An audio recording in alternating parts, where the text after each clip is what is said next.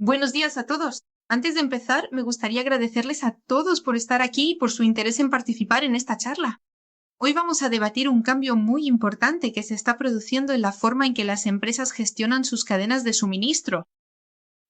Durante muchos años hemos visto que la gestión de proveedores se centraba en procesos como la homologación, el cumplimiento, el registro y un seguimiento más documental.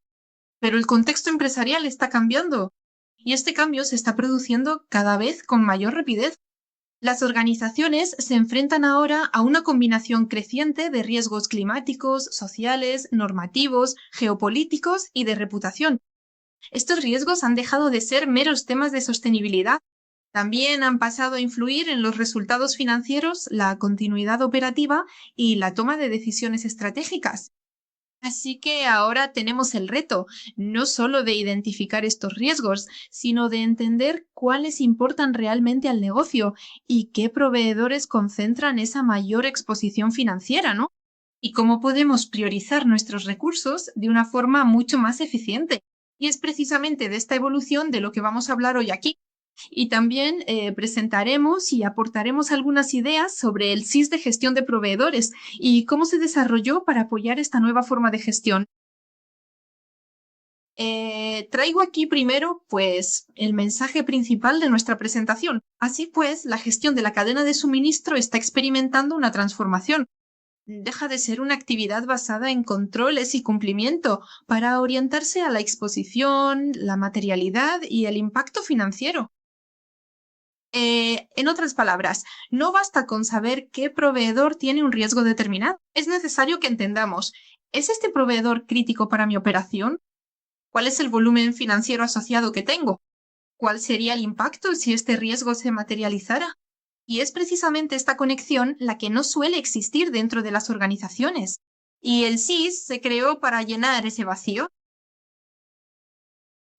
Cuando hablamos de riesgos socioambientales, mucha gente todavía asocia el tema exclusivamente a los informes ESG, pero la realidad actual es muy distinta. Los riesgos socioambientales ya están identificados, las metodologías ya están consolidadas y las empresas ya realizan estas evaluaciones. Ya tenemos dentro de las empresas todo un proceso de identificación, evaluación, priorización de estos riesgos e incluso seguimiento. El gran reto aquí es transformar esta información en decisiones prácticas cotidianas.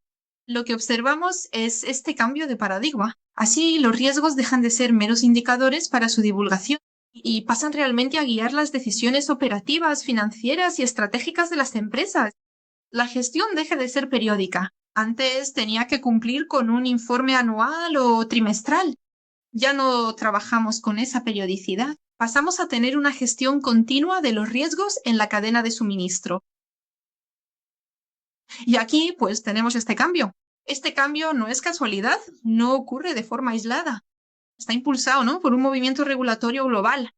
Así que tenemos el ISSB con las normas IFRS 1S2, además de exigencias europeas relacionadas, como por ejemplo la CSRDE e incluso la CSDDD. Cuando hablamos de IFRS S1, S2, hablamos precisamente de la necesidad de vincular los riesgos de sostenibilidad a la creación de valor o incluso a su destrucción. Así que podemos tener riesgos materializándose y provocando pérdidas, ¿no?, de caja, pérdidas de ingresos, cambios en los flujos de caja y también podemos tener oportunidades que aporten y creen valor para el negocio. El debate deja de ser, ¿no?, cuáles son nuestros riesgos y pasa a ser cómo afectan realmente estos riesgos a nuestra capacidad de generar resultado. También tenemos la Directiva Europea, ¿no?, de debida diligencia en sostenibilidad corporativa, conocida como CSDDD, y amplía significativamente la responsabilidad de las organizaciones sobre la cadena de valor. A la empresa se le empieza a exigir no solo por sus propios riesgos, sino también por los riesgos presentes en su cadena de suministro. Esto cambia por completo la relevancia que tenemos en nuestra cadena. Cuando analizamos dónde se concentran estos riesgos, ¿no?, encontramos un patrón muy claro. Si les pregunto, por ejemplo, ¿dónde está la mayor parte de sus emisiones? Estoy segura de que la mayoría de las respuestas que obtendré aquí será en los proveedores, en el alcance 3. Cuando preguntamos dónde están los mayores riesgos de derechos humanos, la respuesta suele ser la misma, en los proveedores. Cuando digo, ¿dónde está la mayor dependencia operativa? Si tengo un problema en una región, ¿me veré afectada, aunque mi operación no esté allí? La respuesta suele ser sí, porque tengo proveedores de los que dependo operativamente. Es decir, la empresa controla directamente solo una pequeña parte de la exposición total que tengo en mi negocio. Así que cada vez más empresas se dan cuenta de que la gestión de proveedores es una función estratégica de la compañía, no es solo una función para un sector como por ejemplo el de compras. Así que tenemos la gestión de proveedores como una disciplina estratégica que forma parte incluso de la gestión de riesgos. Y tenemos un aspecto aún más importante. Estos riesgos no se quedan solo en el terreno conceptual. Estos riesgos se materializan financieramente. Así que vamos a imaginar aquí, por ejemplo, ¿no?, que tenemos un proveedor responsable de una materia prima crítica aquí en mi empresa. Si este proveedor sufre alguna interrupción por un evento climático, supongamos, igual que hoy hemos tenido las inundaciones en el sur del país. Sí, tal vez el problema no sea solo, bueno, algo ambiental. Si tengo, por ejemplo, como comentaba, las inundaciones del sur y se interrumpe el suministro de materia prima crítica para mi empresa, tendré pues un paro de producción, un retraso en mi entrega e incluso una multa contractual si tengo algún contrato, ¿no?, sobre eso. Y por consiguiente, la pérdida de ingresos. Así que el riesgo empieza siendo climático, pero termina en mi caja, tiene un impacto financiero. Así que tenemos riesgos que pueden nacer en el ámbito de los criterios ASG, pero se materializan en las finanzas. Una interrupción del suministro puede generar un retraso operativo, un problema regulatorio puede generar costes adicionales, fallos en derechos humanos pueden generar impactos reputacionales e incluso la pérdida de contratos. Así que tenemos ahí, ¿no?, el concepto de materialidad volviéndose tan relevante. Ya no estamos discutiendo si estos riesgos existen, sino que discutimos el impacto que pueden generar en nuestro negocio. Y es aquí donde encontramos el principal desafío de las organizaciones.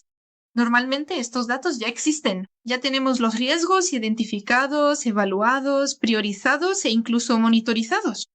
Tenemos indicadores financieros, el sector de compras responsable de contratar proveedores, la ejecución de evaluación de proveedores, pero tenemos esa información de forma aislada. Así que sostenibilidad hace una parte, cumplimiento hace otra, compras, incluso el área financiera, cada uno hace una parte y aporta una fracción de esa información. Así que el problema no es la falta de información, es la falta de integración entre esas informaciones. Tenemos esa información muy fragmentada. Cuando iniciamos proyectos de este tipo, nos encontramos con una situación muy recurrente. Tenemos, por ejemplo, el área de compras, que posee una lista de proveedores críticos. El área de sostenibilidad tendrá otra visión, así que de entre esos proveedores tendrá otros proveedores que son críticos para ella. Tendremos a la parte financiera con una tercera visión, así que tendrán otros proveedores que para ellos son más críticos. Y muchas veces no logramos encontrar un punto en común en esa isla. No sabemos qué proveedor merece realmente nuestra atención primero. Y cuando hablamos, ¿no?, de esa falta de integración, perdemos eficiencia en nuestra toma de decisiones. Las organizaciones acaban tratando a proveedores muy diferentes entre sí, con riesgos e impactos financieros distintos, de la misma forma, y los recursos se distribuyen sin considerar esa exposición real que tengo de mis proveedores. Así que tenemos un plan de acción que muchas veces no se enfoca en los mayores riesgos. Y los equipos pierden, bueno, gran parte del tiempo intentando consolidar esa información, un tiempo que podrían dedicar a analizar y actuar sobre esos datos. Y ahí es donde surge esta necesidad, ¿no?, de un nuevo enfoque. Así que aquí la oportunidad reside en integrar y conectar realmente todos estos elementos de los que hemos hablado. Entonces, cuando logramos relacionar estos riesgos con la criticidad operativa y el impacto financiero por proveedor, cambiamos por completo nuestra gestión. Así que tenemos las prioridades pasando a ser definidas de una forma mucho más objetiva, puedo dirigir mis recursos hacia donde existe realmente la mayor exposición y los planes de acción logran ser mucho más efectivos. Dejamos de tener una gestión reactiva, así que dejamos de preocuparnos solo cuando el problema ya ha ocurrido para tener un análisis preventivo antes de que realmente se genere ese impacto financiero en mi organización. Y es aquí donde entra, ¿verdad?, el SIS, gestión de proveedores. Así que no estamos hablando aquí solamente de una herramienta de registro o de monitorización. Estamos hablando de una infraestructura inteligente de datos para la gestión de la cadena. Tenemos como objetivo aquí conectar las informaciones que normalmente están dispersas dentro de la organización, transformando datos en inteligencia para la decisión. Así que la idea aquí es traer toda una infraestructura, toda una arquitectura de inteligencia de datos al interior de su organización. Aquí en términos de arquitectura, el gran diferencial es realmente esa capacidad de integración. Así que venimos con el objetivo de conectar las informaciones de riesgo, riesgos socioambientales, criticidad operativa e impacto financiero. Dejamos de tener ese análisis aislado para tener esa visión integrada y aportar la relevancia efectiva de cada proveedor que tengo para mi negocio. Esto permite algo extremadamente valioso, que es realmente priorizar a esos proveedores. Así que logramos cruzar allí múltiples capas, múltiples dimensiones de riesgo con informaciones financieras y operativas. Por un lado, teníamos allí los riesgos de la cadena, así que tenemos riesgos regulatorios, riesgos climáticos, riesgos de derechos humanos, riesgos socioambientales y traemos los impactos financieros, como el spend, el gasto que tengo con ese proveedor, mi CAPEX, OPEX, ingresos, deterioros, flujo de caja y otros datos operativos. Logramos cruzar esas informaciones e identificar qué proveedores concentran realmente una mayor exposición y dónde la empresa debe priorizar atención, plan de acción y gobernanza. Así que tenemos aquí que la gestión eficiente no depende solamente de monitorizar a esos proveedores, depende de saber dónde concentrar nuestras acciones. Así que pensemos aquí, por ejemplo, en dos proveedores. Un primero tiene allí un riesgo socioambiental muy elevado, pero representa solo el 0,5% de mi spend. El segundo proveedor ya posee un riesgo moderado, si presenta allí el 20% del spend, y es responsable de una operación muy crítica dentro de mi organización. ¿Cuál de estos proveedores debería ser tratado primero? ¿El proveedor que tiene el riesgo muy elevado o el proveedor que tiene el riesgo moderado? Y es aquí donde, al aportar esta integración de la información, es cuando logramos visualizar más fácilmente esta priorización. Entonces, si solo estuviera considerando una evaluación de proveedores, identificaría, vaya, este proveedor tiene un riesgo muy alto, lo atenderé con acento agudo primero. Pero cuando aporto esta visión integrada y veo que el proveedor que posee el riesgo moderado tiene una parte de mi gasto mucho mayor y controla una operación mucho más crítica, logro tener esa visualización de que aquel proveedor con riesgo moderado tiene una relevancia mucho mayor. Por eso debe ser atendido primero. Entonces, es este tipo de respuesta, ¿no?, la que el cruce de datos nos permite generar aquí para nosotros. Así tenemos el sistema transformando todo este proceso de debida diligencia de proveedores en una gestión continua, rastreable y conectada al impacto financiero. Para mostrarles aquí, ¿no?, hicimos un ejemplo. Entonces, para demostrar todo este concepto del que estamos conversando. Así, en este ejemplo, en 30 días, ¿no? Partimos de una base de 50 proveedores y logramos identificar que 10 de ellos concentraban el 80% de la exposición financiera y operativa de la cadena.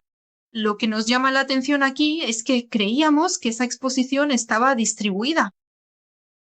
Pero cuando consolidamos estos datos, logramos percibir que 10 proveedores concentraban prácticamente toda la exposición relevante. Esto cambió completamente nuestra priorización. Los planes de acción, que antes se habrían distribuido a decenas de proveedores, pasaron a enfocarse donde realmente existía el impacto potencial. Esto nos muestra, ¿no?, que no siempre el mayor riesgo está asociado al mayor número de proveedores. Muchas veces, una pequeña parte de la cadena concentra allí la mayor parte de nuestra exposición financiera. Y cuando logra identificar rápidamente a estos proveedores críticos, la organización puede actuar antes de que ese riesgo se transforme realmente en un impacto financiero. Este es el tipo de información que cambia aquí la calidad de nuestra decisión. Así, en lugar de tratar a todos los proveedores por igual, ¿no?, de la misma forma, logramos dirigir nuestros esfuerzos hacia donde existe el mayor riesgo material y el mayor potencial de impacto en nuestro negocio. Entonces, tenemos toda esta visión integrada y además estamos generando evidencias rastreables, evidencias auditables. Esto es muy importante también cuando hablamos del contexto regulatorio y del reporte de información. Tenemos aquí, ¿no?, entonces un impacto operando en dos frentes. tenemos el impacto en gobernanza. Así ganamos en rastreabilidad, consistencia y evidencia auditable. Esto permite allí demostrar todos los criterios que fueron adoptados, justificar las decisiones que tomamos y sustentar respuestas regulatorias. Este punto es muy importante porque las regulaciones piden no solo una narrativa, no solo que se cuente la historia. Piden también información basada en datos, procesos consolidados, controles y evidencias. Históricamente, muchas empresas han respondido a cuestionarios de clientes y auditorías de forma manual.